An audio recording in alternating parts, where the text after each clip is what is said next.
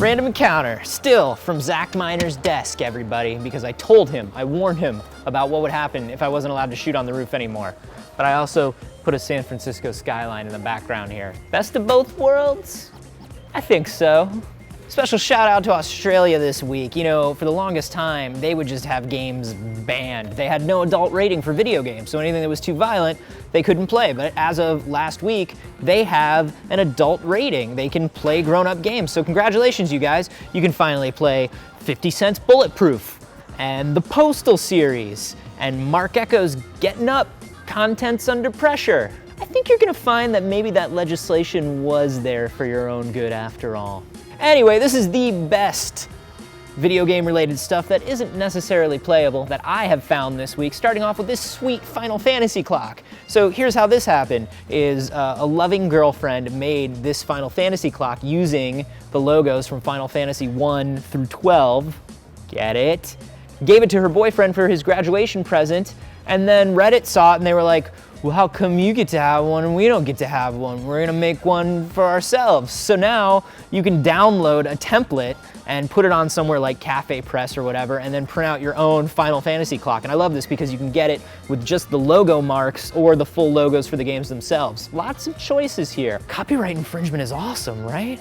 And speaking of how awesome copyright infringement really is, check this out. This is a fan mod for Super Mario Galaxy 2 that gives you split screen, 2-player mode, Mario and Luigi at the same time, co-op.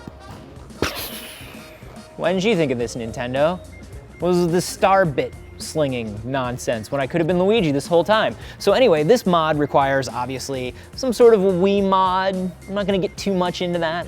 So as you can see, it's very early along. The GUI needs to be ironed out. The camera doesn't separate too much between Mario and Luigi, but it's actually Mario and Luigi, so Luigi controls like Luigi would. He's a little slippery and his jump is a little higher. It's awesome and it's really far out, but if you follow the YouTube page of the project, they're gonna keep posting video updates, and I want this thing so badly. But I guess instead we get New Super Mario Bros. U, and that's fine, right?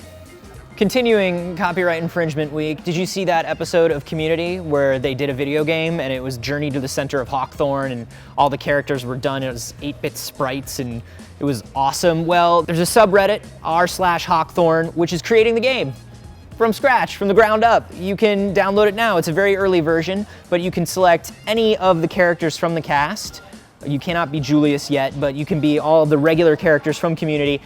And they have like tons of alternate costumes too. So Abed can be Batman, and Troy can be Spider-Man, and Jeff can be Hulk Seacrest from that episode where his ego goes completely out of control. It's really, really awesome.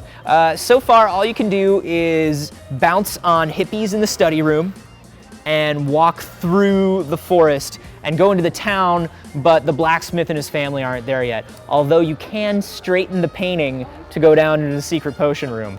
Copyright infringement!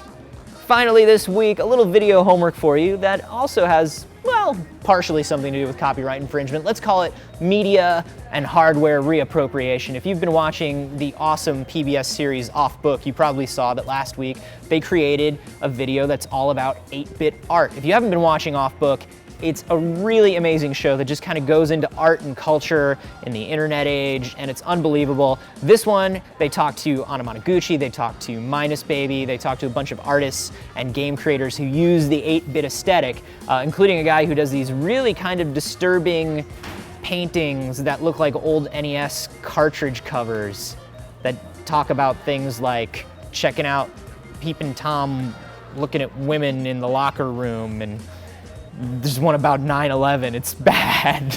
It's real bad, but it's a very cool use of art, and Off Book is an amazing series that you guys should be watching. Copyright infringement. You know, I never thought about it, but maybe it's the way of the future.